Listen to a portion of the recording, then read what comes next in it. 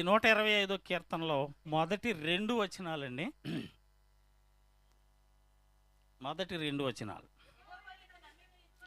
యెహోవా యందు నమ్మిక ఉంచువారు కదలక నిత్యము నిలుచు సియోను కొండవలే ఉందురు. యెరూషలేము చుట్టూ పర్వతములు ఉన్నట్లు యెహోవా ఇది మొదలుకొని నిత్యము తన ప్రజల చుట్టూ ఉండును. హల్లెలూయా, హల్లెలూయా. దీన్ని వివరించే ముందు సియోను కొండ అండి. సియోను కొండ గురించి చాలాసార్లు బైబిల్లోనే 150 సార్లు ఉంది. చాలామంది ప్రవక్తలు దీని గురించి చెప్పారు. అయితే నాకు దీని గురించి పూర్తిగా అవగాహన లేక కొద్ది డెప్త్కి వెళ్ళి అసలు ఏంటి ఏం చెప్పారు, అసలు సియోను కొండ అంటే అయ్యగారిని కూడా అడిగి దాన్ని క్లారిటీ తీసుకుని కొన్ని విషయాలు ఎంతోమంది చెప్పారు. ఈ సియోను కొండ అనే పదము బైబిల్లో మరి 1 సాముయేలు 5-7 వచనాలు ఉంటుంది. మొట్టమొదటి ప్రస్తావన అక్కడే ఉంటుంది. పాత నిబంధనలోనే ఎక్కువ ఉంటుంది. దీని మరి 1 దినవృత్తాంతాలు 11:5-6 వచనాల ప్రకారంగా సియోను మొదట యెరూషలేము నగరంలోని పురాతనమైన కొండ. అది యెబూసీయుల నగరము. అందులో ఆ కొండ దావీదు ఆ పట్టణాన్ని జయించి దాన్ని నివాస స్థలంగా ఏర్పాటు చేసుకుని అక్కడే ఉన్నాడు కాబట్టి దాన్ని దావీదుపురమని, దావీదు పట్టణమని మరి వాటికి అనేక పేర్లు పెట్టారు. సియోను కొండను దేవుని పరిశుద్ధ పర్వతమని, ఆయన అక్కడే సేవను ప్రారంభించిన స్థలమని, సియోను కొండను దేవుని ప్రజల ప్రస్థానమని, హృదయ శుద్ధి గలవారు అక్కడ నివాసం చేస్తారని, ఆధ్యాత్మిక ఆశీర్వాదాల స్థలమని కూడా దీని గురించి బైబిల్లో ఉంది. ఈ 150 వచనాల్లో కొంతమంది కొన్ని వర్ణనలు చేశారు సియోను ఎలాంటిది అనేది.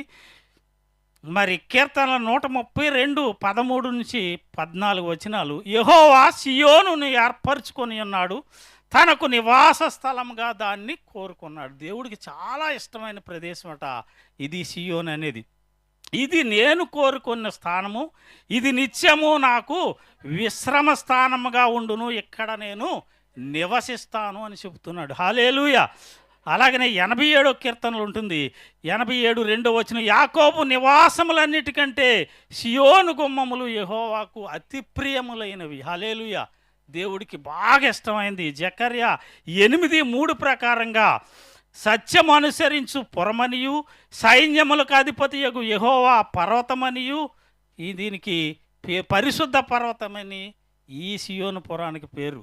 అపోస్తలుడైన పౌలు కూడా సియోను గురించి కొన్ని మాటలు చెప్పారు. హెబ్రీలు 12:22లో జీవము గలగా దేవుని పట్టణం ఇది, అలాగనే పరలోకపు యెరూషలేము, వేవేల కొలది దేవదూతల నివాసము అని కూడా అపోస్తలుడు పౌలు పేర్కొన్నారు.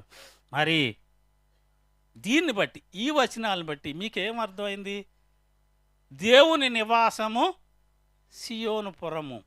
దేవుడు నివాసం ఎక్కడ ఉంటే అది సియోనుపురమే.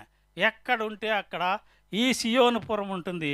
మరి ఇప్పుడు ఈ మందిరం కూడా మనం సియోనుపురంగా చెప్పుకోవచ్చు. ఎందుకంటే ఇద్దరు ఎక్కడ నా నామములో ప్రార్థిస్తారో, కూడి ఉంటారో అక్కడ నేను ఉంటాను అంటున్నాడు. కాబట్టి దేవుడు ఈ మందిరంలో ఉన్నాడు కాబట్టి ఇది కూడా సియోనుపురం అనడానికి ఏమాత్రము సందేహము లేదు. ఇంకా ప్రకటన 21:3లో ఉంటుంది. ఇదిగో దేవుని నివాసము మనుష్యులతో కూడా ఉన్నది, ఆయన వారితో కాపురముండును, వారాయన ప్రజలై ఉండుదురు, దేవుడు తానే వారి దేవుడై ఉండి వాడికి తోడై ఉంటాడు అని చెప్తున్నాడు. కాబట్టి ఈ సియోను మందిరము, మనం వచ్చే ఈ మందిరం కూడా సియోనుపురమే. అలాగే మనం ఉండే నివాసంలో కూడా అనునిత్యము దేవుణ్ణి స్తుతిస్తూ ప్రార్థిస్తూ ఉంటే అది కూడా సియోనుపురంగా మీరు మార్చగలరు. అంతేకాదు, ఆలయం అంటే మన హృదయం కూడా దేవుని ఆలయం కాబట్టి దేవుడు నివాసము మన హృదయంలో ఉంటే అది కూడా సియోనుపురం అనవచ్చు. ఈ సియోనుపురంలోకి వచ్చిన వాళ్ళకి ఏమేమి ఆశీర్వాదాలు ఉంటాయో మరి ఇద్దరు ప్రవక్తల గురించి చెప్దామండి. ఇర్మియా 31:11లో ఆయన చెప్తారు. 31:12 వారు అంటే విమోచించబడిన వారని పైన ఉంటుంది. సియోను కొండ మీద ఉత్సాహధ్వని చేతురు, యెహోవా చేయు ఉపకారములను బట్టి, గోధుమలను బట్టి, ద్రాక్ష రసమును బట్టి తైలమును బట్టి గొర్రెలకును పశువులకును పుట్టు పిల్లలను బట్టి సమూహముగా వచ్చెదరు. వారికెన్నటికి అమ్మ కృషింపక నీళ్లు పారు తోట వలె ఉంటారు. ఇక్కడికి వచ్చిన వాళ్ళు వారు కృషించిపోకుండా నీళ్లు పారు తోట వలె ఉంటారంటున్నారు. నమ్ముతారా? హల్లెలూయా. మీ కుటుంబాలన్నీ కూడా నీరు పారి తోట వలె ఉండాలని దేవుణ్ణి ప్రార్థిస్తున్నాం. అలా కింద వచనం కూడా అమ్మ, వారి దుఃఖమునకు ప్రతిగా సంతోషం ఇస్తానంటున్నాడు, వారిని ఆదరిస్తానంటున్నాడు. విచారము కొట్టివేసి నేను వారికి ఆనందము కలుగజేస్తాను అని చెప్తున్నాడు. హల్లెలూయా. మీ దుఃఖంతో వచ్చి ఉండొచ్చు, ఆ దుఃఖాన్ని కొట్టివేసి మిమ్మల్ని సంతోషం ఇస్తాను అని చెప్తున్నాడు, మిమ్మల్ని ఆదరిస్తానని చెప్తున్నాడు. విచారము కొట్టివేసి మీకు ఆనందం కలుగజేస్తానని చెప్తున్నాడు. యెషయా ప్రవక్త కూడా అంటున్నాడు 61:3, సియోనులో దుఃఖించి వారికి ఉల్లాస వస్త్రములు ధరింప చేయుటకును బూడిదకు ప్రతిగా పూదండను, దుఃఖమునకు ప్రతిగా ఆనంద తైలమును, భారభరితమైన ఆత్మకు ప్రతిగా స్తుతి వస్త్రమును వారికిచ్చుటకు ఆయన నన్ను పంపి ఉన్నాడు అంటున్నాడు. ఎన్నో బాధలతో ఇక్కడికి వచ్చాము, అవన్నిటిని ఆదరించి కొట్టివేస్తానని చెప్తున్నాడు. 14వ వచనం, ఒకవేళ మీరు ఇలాగ వస్తే మీకు ఎవరైనా బాధిస్తే ఏం చేస్తాడనేది 14వ వచనంలో ఉంటుంది. నిన్ను బాధించి వారి సంతానపు వారు నీ ఎదుటకు వచ్చి సాగిల పెడతారు. నిన్ను ఎవరైనా బాధ పెడితే వారి సంతానం వాళ్ళు వచ్చి నీకు సాగిల పడతారు అని చెప్తున్నాడు. హల్లెలూయా. నిన్ను తృణీకరించిన వారిని అందరూ నీ పాదముల మీద పడతారన్నాడు. ఒక వాగ్దానం ఇస్తున్నాడండి దేవుడు.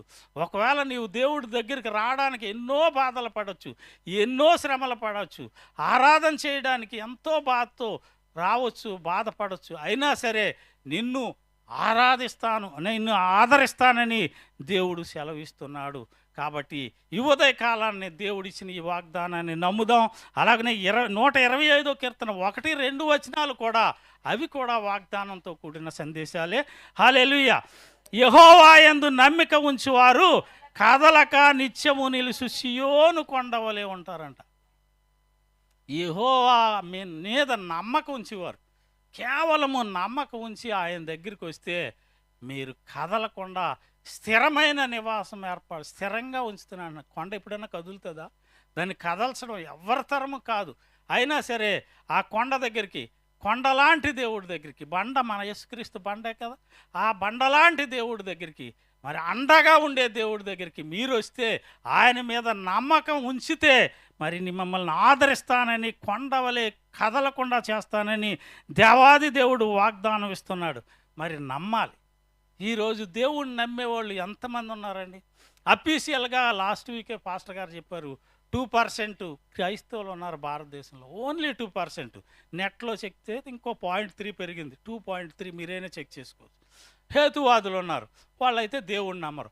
వాళ్ళు 2% ఉన్నారు. అంటే ఈ 4.3 తప్పించి మిగతా వాళ్ళందరూ దేవుణ్ణి నమ్మటం లేదు. మరి దేన్ని నమ్ముతున్నారు? విగ్రహారాలు నమ్ముతున్నారు, మంత్రగాళ్ళు నమ్ముతున్నారు, సోదిగాళ్ళు నమ్ముతున్నారు, మరి జాతకాలు చెప్పేవాళ్ళు నమ్ముతున్నారు. మరి ఇలాంటి పరిస్థితిలో వారందరూ జీవిస్తున్నారు, కానీ దేవుణ్ణి నమ్మటం లేదు. ఇంకా కొంతమంది ఉన్నారు, వాస్తుని నమ్మేవాళ్ళు ఉన్నారు. వాస్తు చెప్పేవాళ్ళు ఏది చేస్తే అది చేస్తారు, మంత్రగాళ్ళు ఏది చెప్తే అది చేస్తారు. ఇంటికి గుమ్మడికాయ కట్టమంటే గుమ్మడికాయ కడతారు, లేదా కొబ్బరికాయ కట్టమంటే కొబ్బరికాయ, నిమ్మకాయ కట్టమంటే నిమ్మకాయ, లేదా చెప్పు కట్టమన్నా కట్టడానికి సిద్ధపడిపోతున్నారు. అంతేగాని ఇది ఎంత వాస్తవాన్ని గ్రహించలేకపోతున్నారు. పిహెచ్డీలు చేసిన వాళ్ళు, సామాన్యుడు నమ్ముతున్నాడు అంటే వేరే అనుకోవచ్చు, పిహెచ్డీలు చేసిన వాళ్ళు, సైంటిస్టులు కూడా ఆ విగ్రహాలను పూజిస్తున్నారు. ఎంత దౌర్భాగ్యం అండి! సైంటిస్టులు కూడా ఆ వాస్తుని నమ్ముతున్నారు. వాస్తుని నమ్మి ఒక ఆయన ఇల్లు కట్టుకున్నాడట, ఆ ఇంట్లో అస్సలు అచ్చి రావట్లేదంట. కలిసి రాకపోతే ఇల్లు కట్టుకున్న తర్వాత ఎవరికైనా చిన్న చిన్న ప్రాబ్లమ్స్ ఉంటాయి, మరి పీబేకి తెలుసు. కొద్ది కష్టం ఉంటుంది, ఎందుకంటే లోన్ పెడతాం కాబట్టి కష్టం ఉంటుంది. అది కలిసి రావట్లేదు, వాస్తు బాగోలేదు అనుకుంటే అది కాదు. కానీ వాస్తు దగ్గరికి వెళ్తే వచ్చాడు కాబట్టి ఏదో చెప్పాలి కదా. ఎవడరా నీకు చెప్పింది ఈ మెట్లు ఎక్కడ ఉండమని? ఇమ్మీడియట్గా మెట్లు తీసేయి, మెట్లు తీస్తేనే కానీ నీ బ్రతుకు బాగోదని చెప్తే ఆడు మెట్లు కొట్టేసాడంట. డబ్బులు లేక అది కట్టలేదు, ముందు మెట్లు తీసాడు అంతే, అప్పు చేసి. ఇంకా అప్పు పెరిగింది, కానీ ఆడి పరిస్థితిలో మార్పు రాలేదు. ఇంకొక 6 నెలల తర్వాత నాకు మారట్లేదని మళ్ళీ ఇంకొకటి దగ్గరికి వెళ్ళాడంట.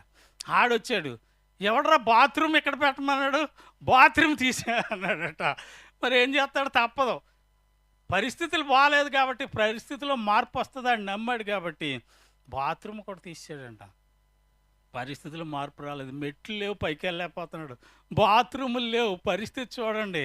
మరి ఇంక లాభం లేదు, ఏం చేయాలని ఇంకొకటి దగ్గరికి వెళ్ళాడానికి, ఇంకా పెద్దోడిని ఇంకా ఎక్కువ డబ్బులు ఇచ్చి తీసుకొచ్చి, ఎవడరా నేను నుయ్యి ఇక్కడ తవ్వమన్నాడు, దీన్ని మూసి అన్నాడంట. రాతి నేల అది, తాగడానికి నీళ్ళు ఉండవు.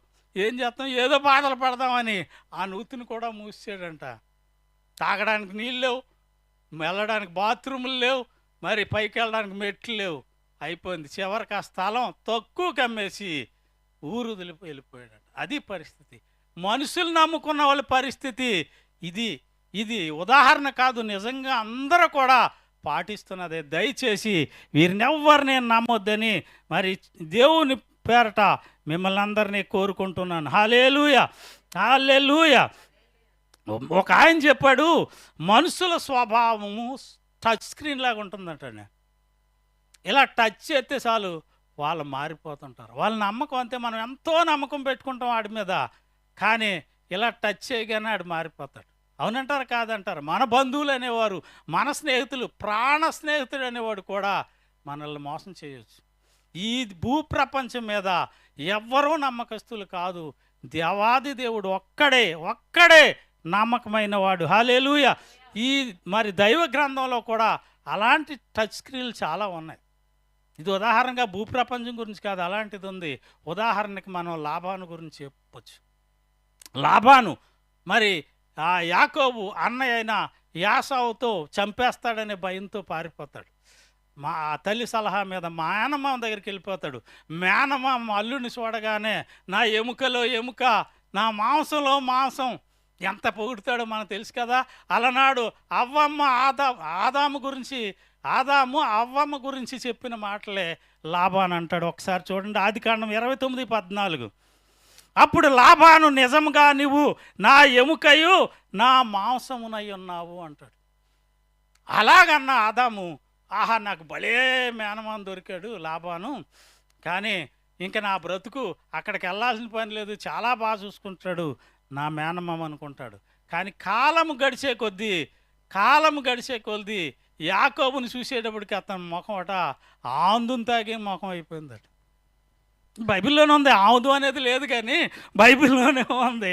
ఆదికాండం 31:2 అతడు లాబాను ముఖము చూసినప్పుడు అది నిన్న మొన్నటికి ఉండినట్లు అతని ఎడల ఉండలేదు.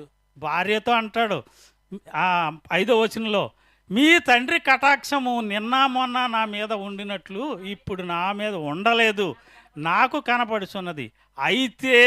అయితే నా తండ్రి యొక్క దేవుడు నాకు తోడై ఉన్నాడు. హల్లెలూయా. నీవు దేవుణ్ణి నమ్ముకోగలిగితే, దేవుడి మీద ఆధారపడితే, మనుషులు తోడు లేకపోయినా, నీడ లేకపోయినా, తండ్రిని ప్రేమించకపోయినా, తల్లి ప్రేమించకపోయినా, స్నేహితులు ఆదరించకపోయినా, ఎవరు ఆదరించకపోయినా, ముదిమి వచ్చు వరకు ఎత్తుకునే దేవాది దేవుడు మనకు తోడై ఉన్నాడు. హల్లెలూయా. మనిషి ప్రేమ, నమ్మకము శాశ్వతమని కాదు. ఎప్పటికైనా సరే భార్య శాశ్వతం కాదు, భర్త శాశ్వతం కాదు, ఏది కూడా మరి శాశ్వతం కాదు. మరి జాన్ గారు వాళ్ళ అబ్బాయి పెళ్ళిలో చెప్పారు, ఎవరు, మన బ్లాక్ స్టీవెన్ గారు, మనుషుల ప్రేమ ఎలా ఉంటుందో మరి విలాపవాక్యాలు విలాపవాక్యాలైనా పరమగీతాలు చదివితే అర్థమైపోతుంది. ఎంత పొగిడేస్తుందో. ముందు నా రాజు 10,000లో అతి సుందరుడు అని అవయవాలను అన్నీ కూడా వర్ణిస్తూ ఉంటుంది. హల్లెలూయా. చివరికి వెళ్ళేటప్పటికి పరమగీతాలు విలాపవాక్యాలు అయిపోతుంది. తర్వాత ప్రసంగి వ్యర్థము, ఈ భార్య వ్యర్థము, ఈ భర్త వ్యర్థము, ఈ ఇల్లు వ్యర్థము, ఈ లోకమంతా వ్యర్థమే. మనుషుల ప్రేమ ఇలాగే ఉంటుంది. హల్లెలూయా, హల్లెలూయా. మరి దేవాది దేవుడు చెబుతున్నాడు, మరి యెహోవా యందు నమ్మిక ఉంచి వారు కదలక నిత్యము సియోను కొండలవలే ఉంటుంది. ఆ కొండ ఎప్పటికీ కూడా కదలదు, కదల్చకుండా స్థిరమైన నివాసం ఏర్పడతాడు. ఇప్పటి వరకు కూడా మనం ఇక్కడికి వచ్చేటప్పటికి మరి ఒకవేళ స్థిర నివాసం లేకుండా అటు ఇటు ఇల్లు మారుతున్నారేమో, దేవుడు ఈ వాక్యం ద్వారా స్థిర నివాసం మీకు ఇవ్వడానికి సిద్ధపడుతూ ఉన్నాడు. కేవలము మీరు ఉంచాల్సింది నమ్మకమే. హల్లెలూయా. ఎంతో చదువుకున్నాను, ఎన్నో డిగ్రీలు చేశాను, నాకు స్థిరమైన ఉద్యోగం లేదు అని అనుకుంటున్నారేమో, ఈ దేవుడు స్థిరమైన ఉద్యోగం కల్పించడానికి సిద్ధంగా ఉన్నాడు. ఈ దేవుణ్ణి నమ్మాలి, నమ్మకంగా నీవు జీవించాలి. హల్లెలూయా, హల్లెలూయా. మరి అలనాడు అరారాతు కొండ మీద నోవాహు మరి ఓడను నిలిపిన దేవుడు, ఒకవేళ నిన్ను ముంచే సమస్య ఏది వచ్చినా సరే, ప్రపంచమంతా మునిగిపోయినా సరే, నిన్ను అరారాతు కొండ మీద నిలబెట్టే దేవుడు, నీకు ఉన్నతమైన శిఖరాన్ని అందించే దేవుడు సిద్ధముగా ఉన్నాడు. హల్లెలూయా, హల్లెలూయా. నీ ఉంచాల్సింది కేవలము నమ్మకం మాత్రమే. హల్లెలూయా. ఈ లోక ప్రజలు మనల్ని కదిలించడానికి అనేక ప్రయత్నాలు చేస్తూ ఉంటారు. హల్లెలూయా. నీ ఉన్న ఉద్యోగాన్ని తీసేయడానికి ప్రయత్నం చేస్తారు. నువ్వు ఉన్న ఇంటిని ఇందాక చెప్పుకున్నాం కదా, అలాగా స్వాధీనం చేసుకోవడానికి అక్కడ నుంచి నిన్ను పంపించేయడానికి ప్రయత్నం చేస్తూ ఉంటారు. అలనాడు దానియేలును కూడా మరి మొదట బబులోను సామ్రాజ్యం, తర్వాత మాదీయుల సామ్రాజ్యం, తర్వాత పారసీకుల సామ్రాజ్యం, రాజులు ఎంతోమంది మారారు, పట్టణాలు ఎన్నో మారాయి, కానీ ఆయన ఉద్యోగం మారలేదు, తీలేపోయారు ఎవరు. ఎందుకు? దేవుణ్ణి నమ్మాడు, ఆయన మీద విశ్వాసం ఉంచి ముందుకు సాగాడు కాబట్టి ఆయన్ని కదల్చలేకపోయారు. కాబట్టి దేవాది దేవుడు వాగ్దానం చేస్తున్నాడు, దేవుణ్ణి నమ్మితే, దేవుని మీద నమ్మకం ఉంచగలిగితే, ఆయన చెప్పినట్లు నడుచుకోగలిగితే నీకు స్థిరమైన జీవితం అనుగ్రహించడానికి సిద్ధముగా ఉన్నాడు. రెండో వచనం, యెరూషలేము చుట్టూ